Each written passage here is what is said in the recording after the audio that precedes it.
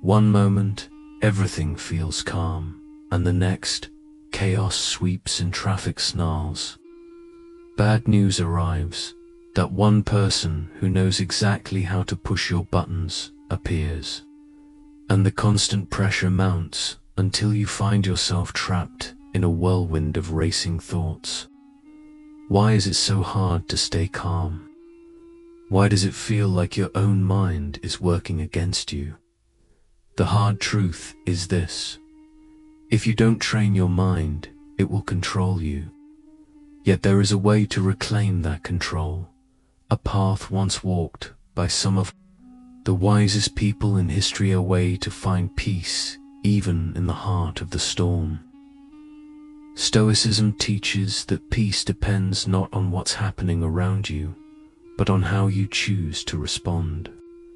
Today, you will learn how to train your mind to stay calm, even in the most chaotic moments, because, in the end, you have only two choices: control your mind or become its slave.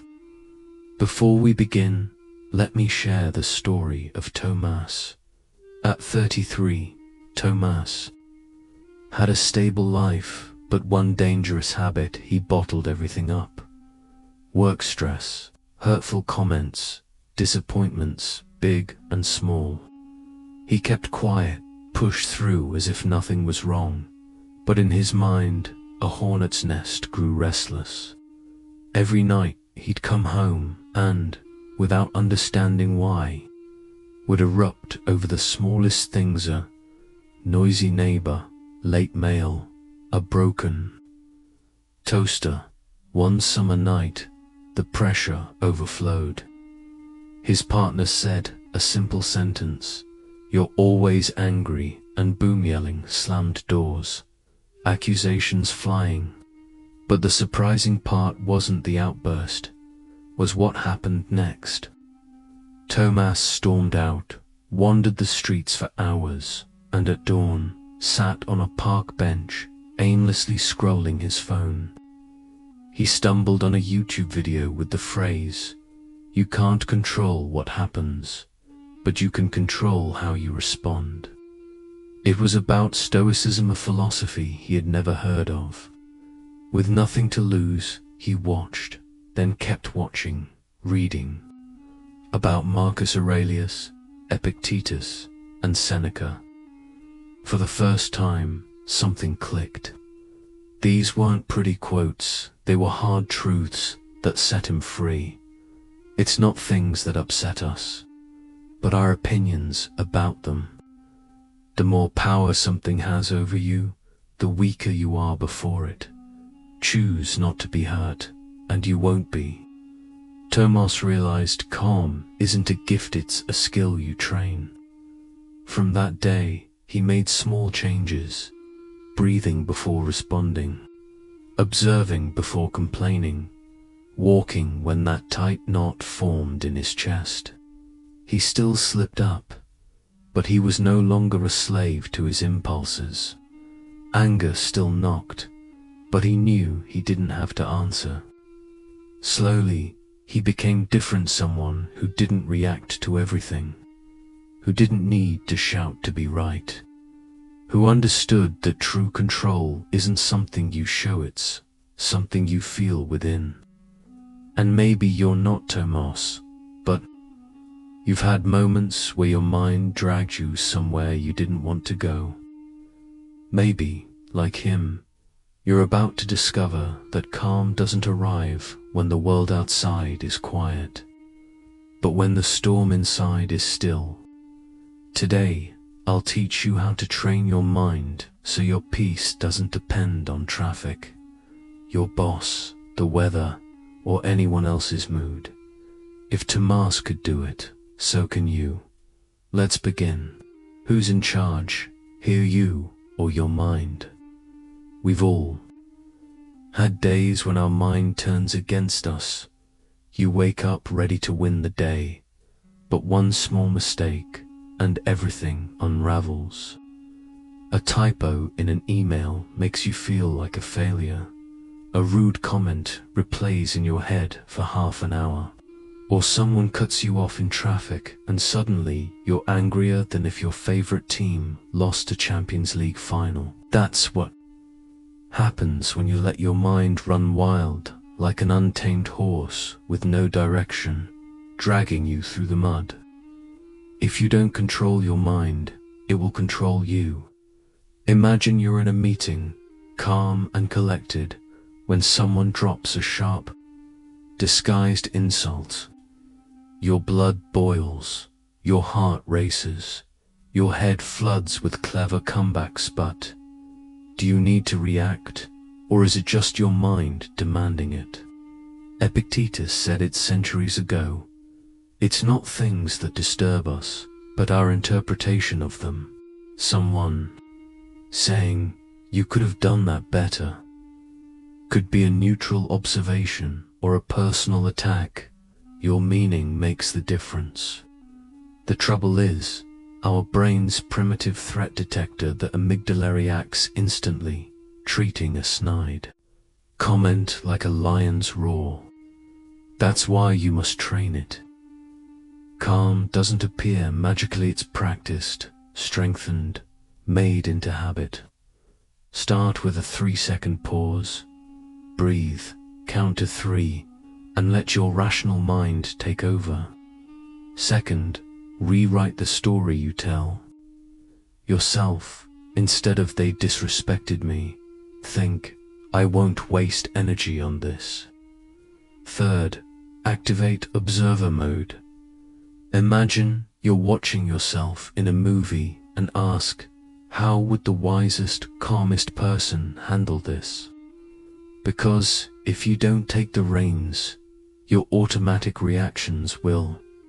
And then there's anger. Don't let it make you lose control. Imagine driving calmly when suddenly the steering wheel jerks on its own. You're no longer in control. That's anger. One moment you're steady, the next it's steering, making you say and do things you'll regret. Think of Will Smith at the Oscars about to receive the highest honor of his career. One joke set him off, and in seconds, years of respect crumbled. Seneca said it best: the one who gets angry suffers more than the one who caused the offense. His rule was simple: give yourself time before reacting, because anger clouds judgment. Neuroscience shows anger naturally lasts only 90 seconds. Can't you handle 90 seconds? The problem is, we feed it replaying, overthinking, stretching seconds into days of resentment. So next time, do nothing, notice it, count to 90, and breathe, move your body, clench your fists, then release, because anger is physical. And always ask, will this matter in a week? If not, let it go now. If anger solved problems, those who yelled the loudest would be the happiest, but we know they're not. Since that's clearly not the case, the smartest choice will always be to channel that energy into something that truly matters. So, the next time your mind wants to slam its foot on the gas with no brakes, remember, you are the one in control. Calm is not for the weak. It's for winners. Picture a battlefield, the ground trembling with every step, the air thick with tension, screams slicing through the chaos, the clash of swords ringing like the sky itself is breaking. All around, disorder reigns, soldiers rushing blindly, shouting commands no one hears, attacking without thought. And then, through the noise, a figure emerges, not rushing, not shouting, not retreating. He walks with purpose, breathing steady, gaze unshaken. He doesn't get swept into the panic. He observes, he calculates. When he acts, it's deliberate, precise, never impulsive. That is the one who commands real respect, the one who owns the moment instead of being consumed by it. Because calm isn't cowardice, it's guidance, it's power. Yet in today's world, we're tricked into thinking the loudest, most aggressive response wins, as though losing your cool is a show of strength. But what if it's the opposite? What if real strength lies in holding your ground, refusing to give the performance others expect, and staying still while the world shakes? Marcus Aurelius knew this. The best answer to anger is silence. He didn't say it out of weakness, but out of understanding. Arge hands over control. Silence keeps it. True strength lives in restraint, in acting only when it truly matters. Simon Sinek echoes this. Today great leaders aren't those who dominate with volume, but those who remain composed when chaos closes in. Whether in business or at home, calm leaders inspire confidence, and that calm becomes contagious. This isn't a gift, it's trained, practiced, and sharpened. Imagine negotiating with your landlord about fixing damp spots on the ceiling. He grows defensive. Your instinct may be to raise your voice, but if you remain calm, speak firmly, and never lose composure, you keep your dignity and gain authority. That isn't weakness, it's control. Train this calm by taking strategic pauses. A few seconds of silence can speak louder than a long argument.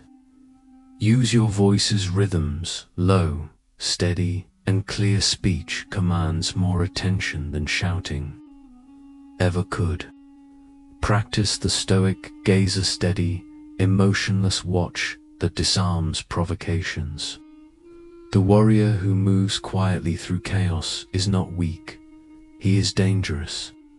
Calm is a weapon, a strategy, a separator between those who react and those who lead. Master it, and you're already winning. And when life shows its unfair face, and it will, don't waste time wishing it otherwise. Life doesn't care how hard you work or how good you are. Sometimes the unworthy get ahead.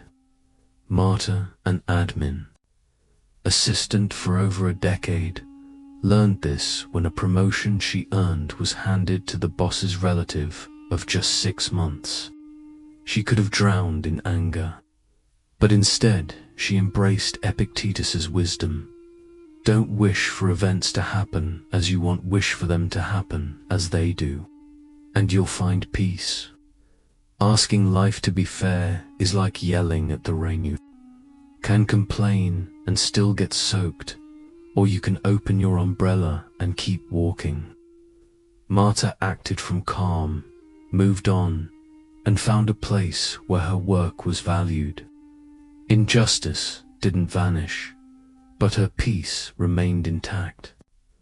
You've faced your own moments like this, times when your mind screamed, "It's not fair." But letting that storm drag you under costs clarity, energy, and control. Try the acceptance challenge. For one day, complain about nothing, not traffic, not your boss, not the weather. Simply observe, accept, and focus on what you can control. Believe in a bigger plan if you must, a Stoic GPS guiding you through chaos. Life won't always give you what you deserve, but you can always choose how to respond, because losing control is always a choice. You've been there standing in line at the store when someone cuts ahead, smiling like it's nothing. Do you boil with rage or take a breath and refuse to let it ruin your day? Yale research proves people who believe they control their emotions react more calmly under stress. It's not magic, it's a decision. No one can take your peace without your permission. Epictetus put it plainly. It's not enough to be insulted. You must believe you've been harmed for harm to exist. It's all interpretation, and that's where your mind can betray you or protect you. If untrained, your amygdala takes over, triggering instant, regrettable reactions. But if you take the reins, you create space to decide. One way is using emotional airplane mode, an invisible button you press in your mind to cut the connection before reacting. It works. When family members used to make comments about my appearance, I'd replay them all day. Now, I breathe, stay silent, and refuse to hand them control over my mood. Ask yourself, do I really want to give this person power over my emotions? That single question wakes up your rational brain, and calm begins to win. If we exploded at every annoyance, we'd live like ticking bombs. You're not here to explode, you're here to grow. So next time someone pushes your buttons, remember, losing your temper isn't inevitably, it's a choice. And when chaos builds, connect with your body to calm your mind. In the kitchen, rice boiling, phone buzzing, kids screaming, emails flooding, in your breathing quickens, chest tightens, hands sweat. That's your cue. Pause, breathe, anchor yourself in the body, and take back the reins before your mind runs wild. And sometimes you feel like you're about to burst. Yet the most frustrating part is that nothing truly catastrophic has happened. But inside, it feels as if a violent storm is on the horizon, and there you are, stuck, with your mind running wild, leaping from one thought to another like it's trapped on a runaway roller coaster. You don't even know why anxiety has gripped you, and you certainly have no idea how to make it stop. But imagine if in that exact moment you could master your mind, as if pressing a reset button that hands you back control when everything starts to feel like too much. Because here's the secret move. It's not random, and it's not just made up. A study published in the Lancet Psychiatry revealed that consistent physical activity lowers the chance of severe stress by an impressive 43%, which is like having an invisible shield against anxiety. It makes perfect sense when you're lost in your thoughts. What you need isn't more thinking, but to return to your body. Feel your feet grounded, take slow, deep breaths, engage your muscles. Step out of the mental tornado with something as simple as walking. Seneca knew this centuries ago, recommending walks to clear the mind and think more rationally. Summing it up with no wind is favorable to the one who doesn't know where they're going, meaning that when you're caught in mental chaos, you can't expect external forces to guide you somewhere.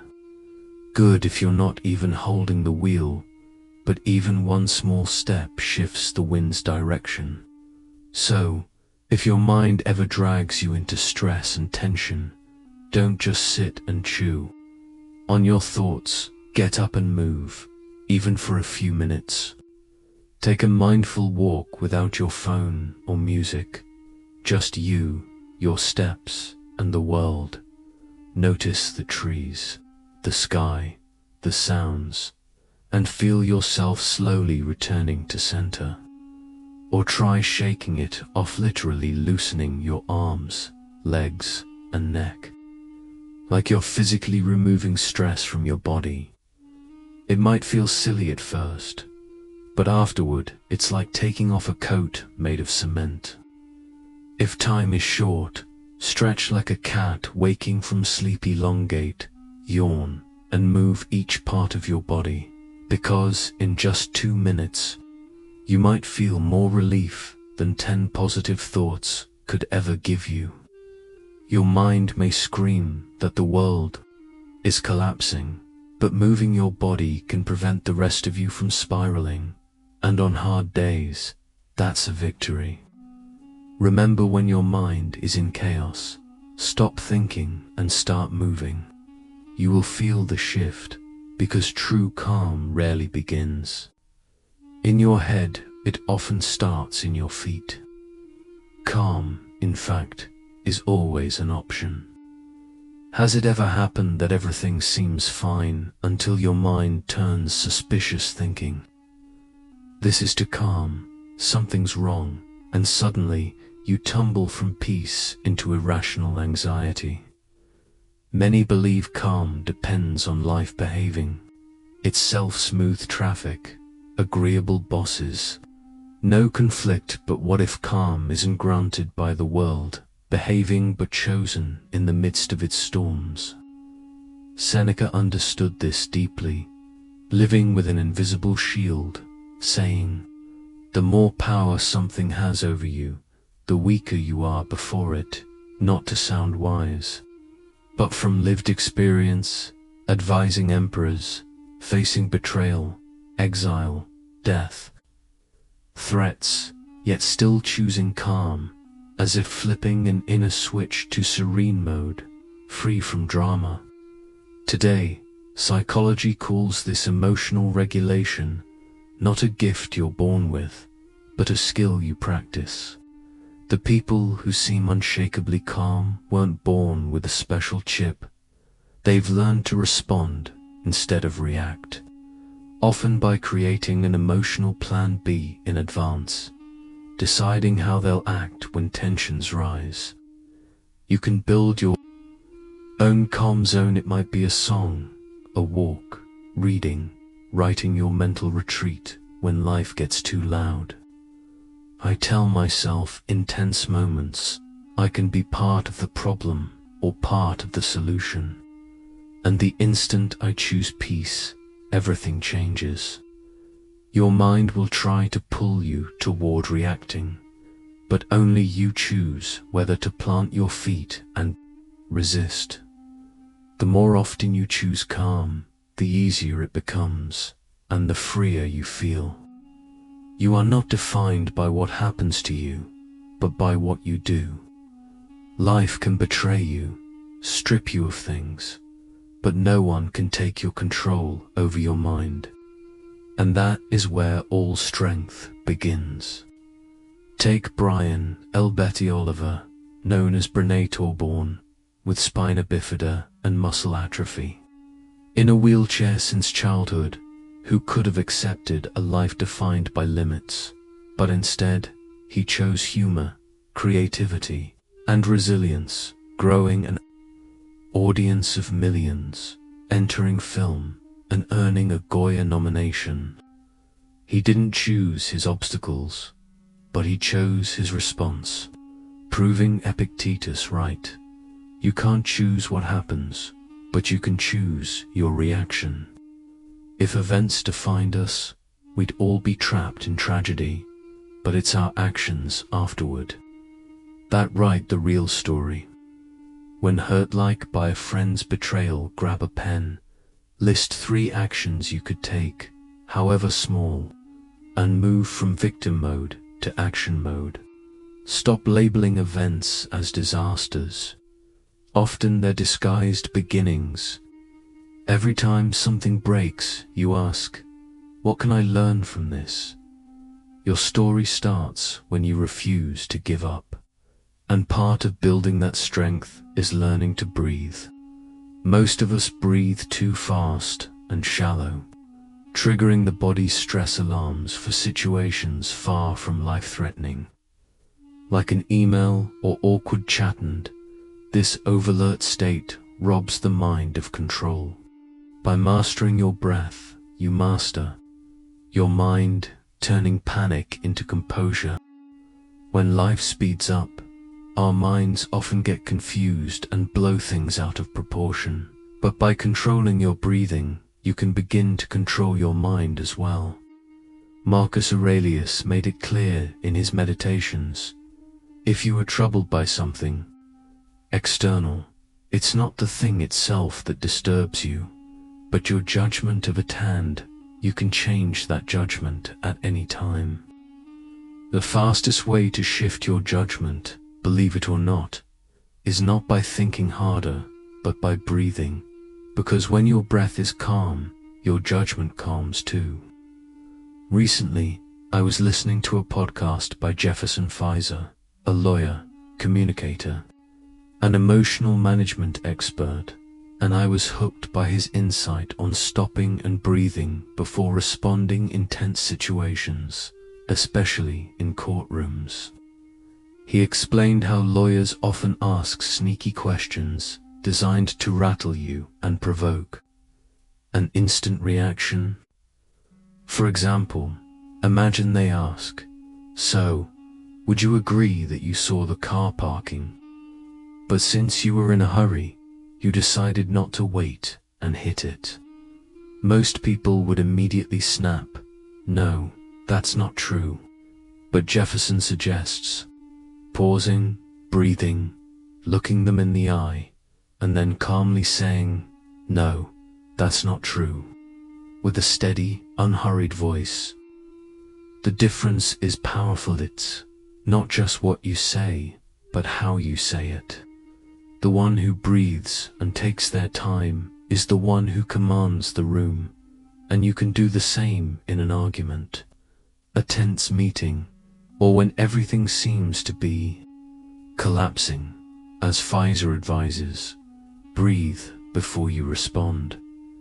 Give yourself 2 seconds. 2 seconds can change everything.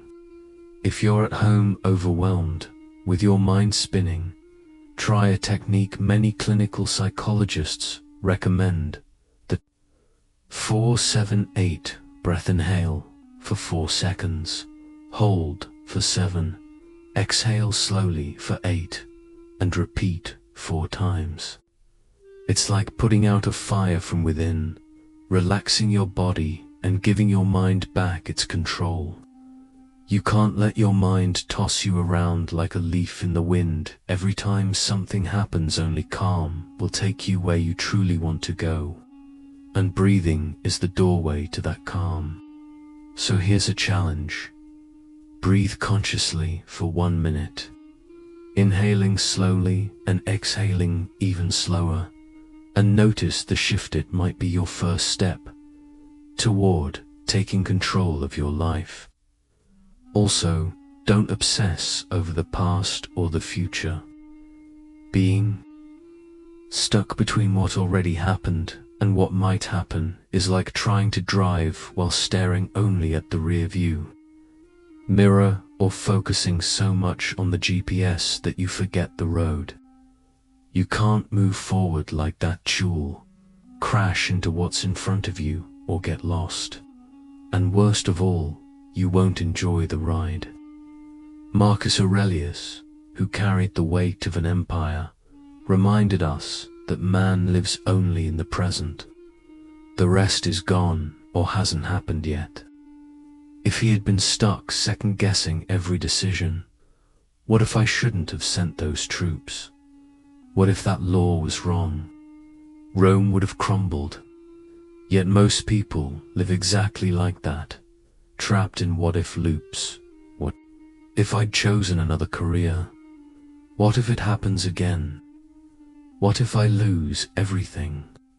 Anxiety comes from fearing what might go wrong tomorrow. Sadness comes from regretting what didn't go right yesterday. And while your mind jumps back and forth, you missed the only thing you can actually control: the present. Imagine this. You're already stressed.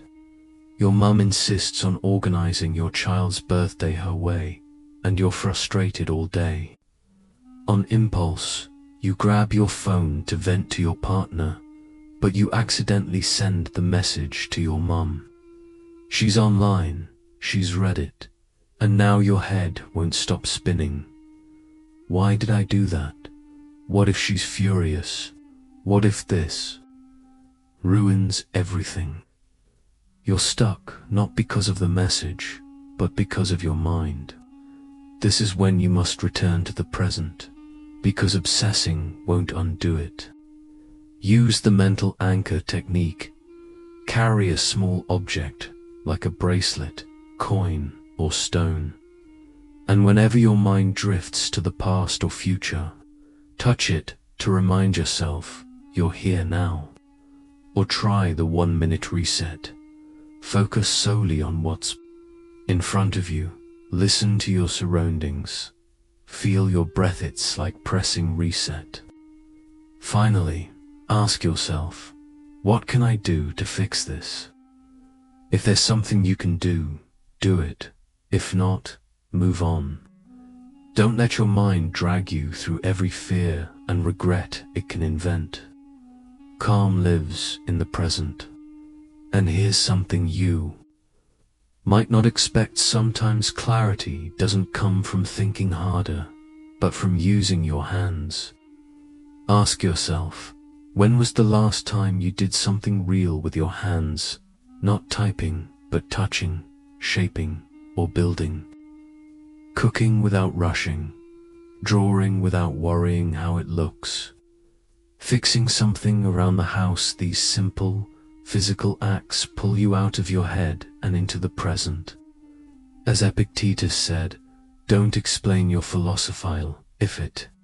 Psychologist Mihaly Csikszentmihalyi's research on flow found that activities like painting, cooking, or handwriting can silence the mind because they demand focus and movement.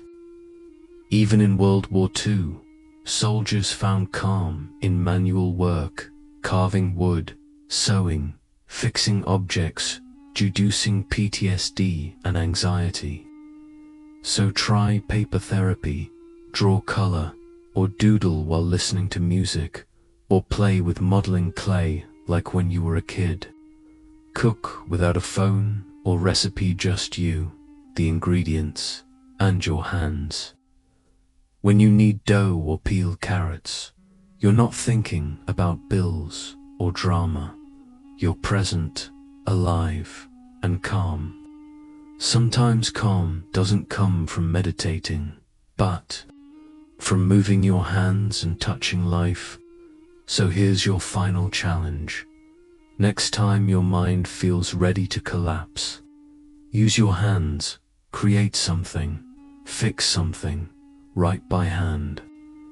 Maybe you'll discover a hidden talent, or at least reclaim the ability to ground yourself. Training your mind to stay calm is a journey, a choice you make every time you decide not to react with anger, not to be pulled by fear, not to get lost in chaos. Every time you choose calm, you choose freedom. You take control of your life from the inside out. That's the difference between living at the mercy of everything and living with true power.